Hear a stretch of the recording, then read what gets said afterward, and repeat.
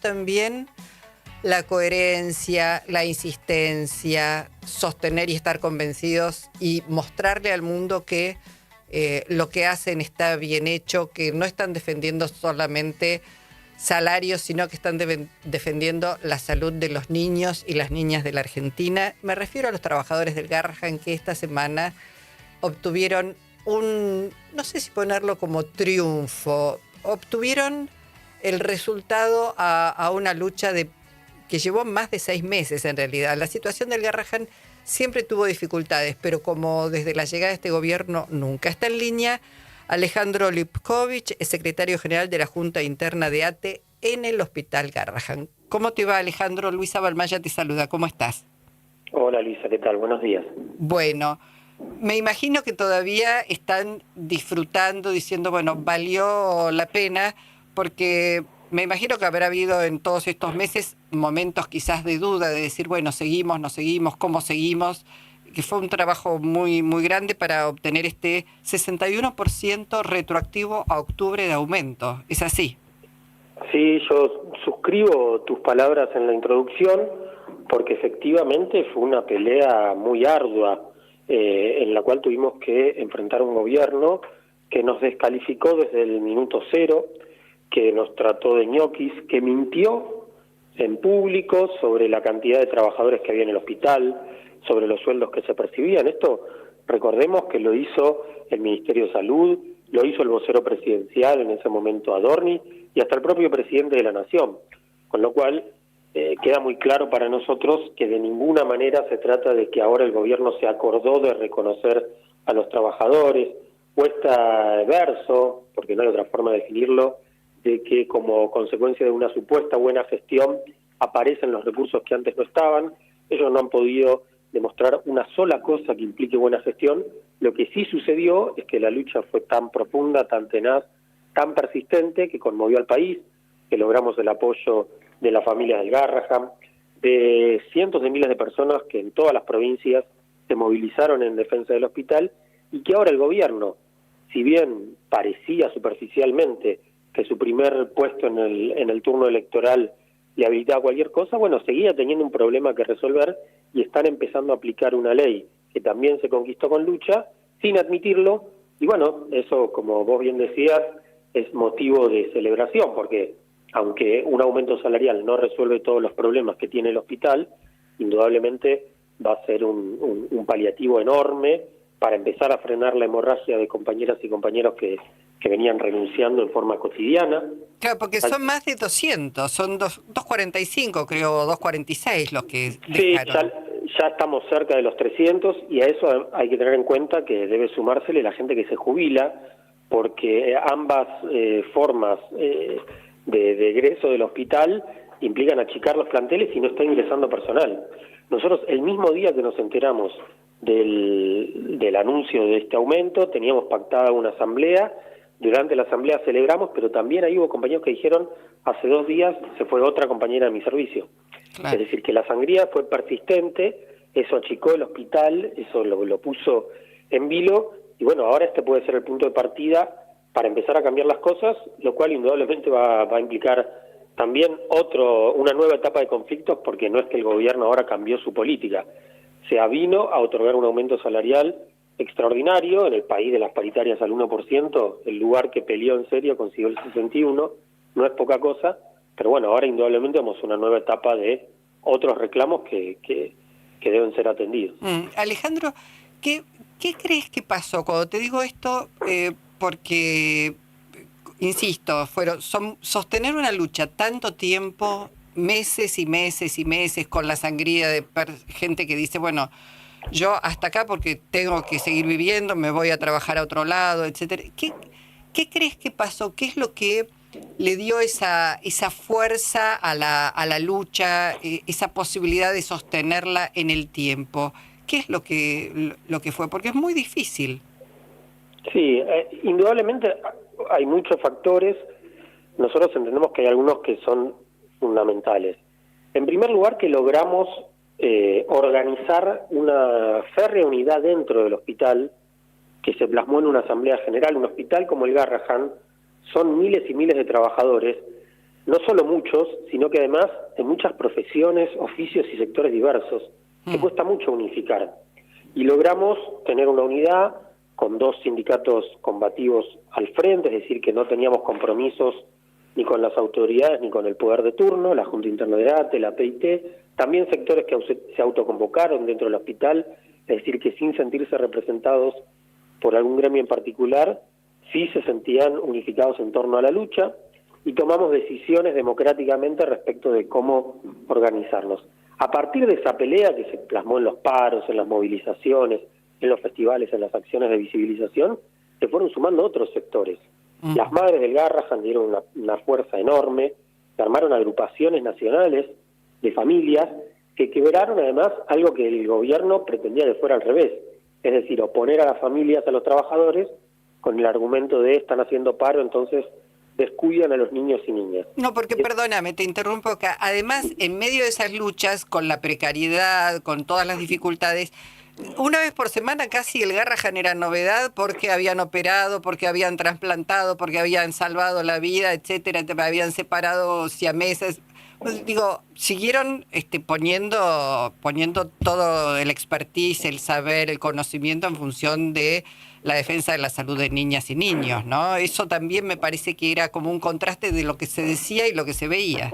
Totalmente, y creo que en la pelea por la opinión pública, en la pelea política, ganamos los trabajadores, en el sentido que mientras el gobierno decía ahí hay agitadores, ñoquis y cosas por el estilo, del otro lado quedaba claro que quienes estaban reclamando eran las personas que eran necesarias para sostener este hospital. Tanto es así que, por ejemplo, los últimos procedimientos de los cuales el hospital se jactó, hubo 4 trasplantes en 48 horas, fueron protagonizados dentro del quirófano por un sector que recibió descuento por hacer paro terrible, que fue instrumentación quirúrgica, que es uno de los sectores, hubo otros más.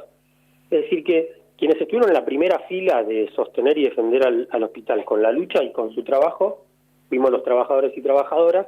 Del otro lado estuvo el gobierno, el ministro de Salud, todos los funcionarios tratando de impedir este logro. Bueno, en este plano fueron derrotados, y creo que el hecho de que haya concitado tanto apoyo popular también fue una fortaleza enorme. Quienes nunca nos apoyaron, indudablemente, son los que en teoría deberían hacerlo, las centrales sindicales. La CGT no hizo ni media hora de suelta de globos en defensa del Garrahan. Al contrario, Andrés Rodríguez, que es uno de sus principales dirigentes, es el que firma las paritarias al 1% con Milei para los empleados públicos del Estado Nacional. Bueno, creo que ha quedado marcado un contraste muy fuerte entre 2 metodologías distintas. Sí, pensaba también en DAERS, es el sindicato de sanidad, ¿no? Uno podría pensar que también allí, bueno, hay un montón de nombres, pero no fue una acción porque digo, es con nuestros niños. Creo que también hubo allí un componente emocional, si querés, con nuestros niños no, ese es el límite, ¿no? Con los viejos sí, todavía se puede y los viejos son apaleados y gaseados, pero con nuestros niños no. Allí me parece que hubo también algo que pegó muy fuerte. Sí, yo simplemente señalaría que eso se pudo poner en movimiento, esa sensibilidad que indudablemente existe, porque hubo medidas de fuerza muy profundas, porque, por ejemplo, los residentes del hospital fueron ignorados durante mucho tiempo, y son los profesionales de los más prestigiados del país, trabajando justamente con los niños. Su causa empezó a ser visible cuando fueron al paro por tiempo indeterminado, y eso activó que la planta del hospital se sumara a esas medidas de fuerza, y así se inició este conflicto, al menos en este año, en 2025. Es decir, que se logró articular a partir del reclamo tan tenaz dentro del hospital, que existiera ese apoyo afuera. Esta semana hubo un cruce muy duro entre Eduardo Feynman y Norma Lezana. Entre las cosas que decía Feynman, cuestionaba que Norma Lezana haya sido candidata por una agrupación política.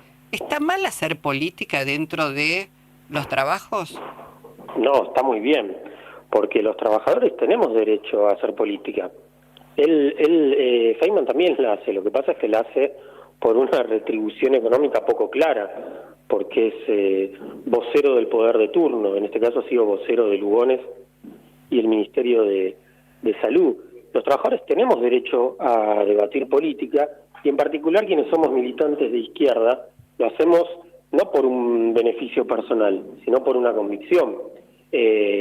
y en todo caso habrá que sacar el contraste, porque en el movimiento sindical todo el mundo está en política. El tema es ver para qué cada uno. Tuvimos al Congreso de la CGT, donde los dirigentes llegaban todos en autos importados, Mercedes-Benz y Audi, y bueno, quienes somos militantes del Frente Izquierda defendemos otro tipo de sindicalismo, no en torno a un privilegio personal, sino en torno a una lucha colectiva. Además, en democracia, eso a mí me sorprende, digo, hay como una colonización cultural respecto de determinados pensamientos. En democracia cualquiera puede tener una idea política y militar esa idea política mientras cumpla, digamos, con sus obligaciones dentro de los trabajos. No es algo, no estamos en dictadura, se supone que cualquiera puede ejercer ese derecho en plena libertad, ¿no? De pertenecer o no a determinada agrupación.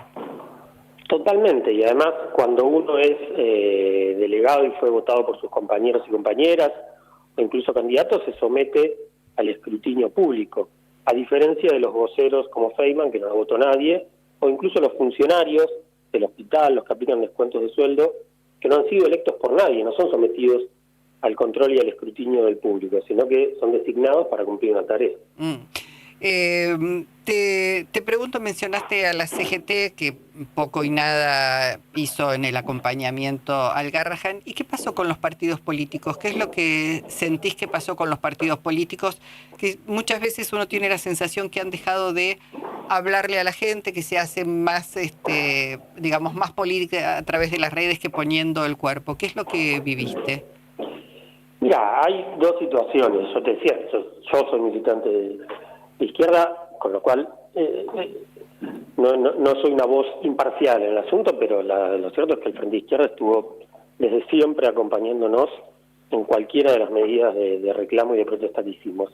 Ahora bien, después hubo otros partidos opositores que se empezaron a involucrar bajo la presión de las circunstancias, porque le habían votado todas las cosas a Milei, habían facilitado todo el primer tramo de ataques que sufrimos, y luego cuando la causa del Garrahan se instaló como una causa nacional, con un apoyo popular del 85%, bueno, empezaron a aparecer, apareció un proyecto de ley, bueno, en buena hora, se aprobó en el Congreso, y indudablemente fue una conquista de la lucha, pero bueno, pensamos que también fue una adaptación a circunstancias que no eran las originales, porque en muchos de esos partidos, en el pasado muy reciente, habían apoyado todo lo que hizo Milei y que favoreció el ataque al Garrahan también.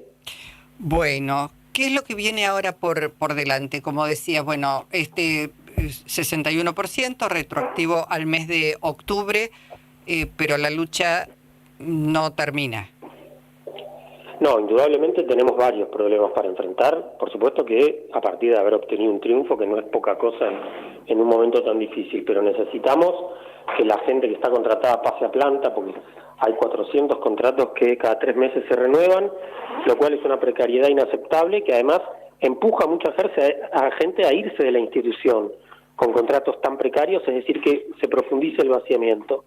Estamos enfrentando también un intento de sanciones a los sindicatos y a trabajadores por haber ejercido el derecho a la huelga y a la protesta en el hospital.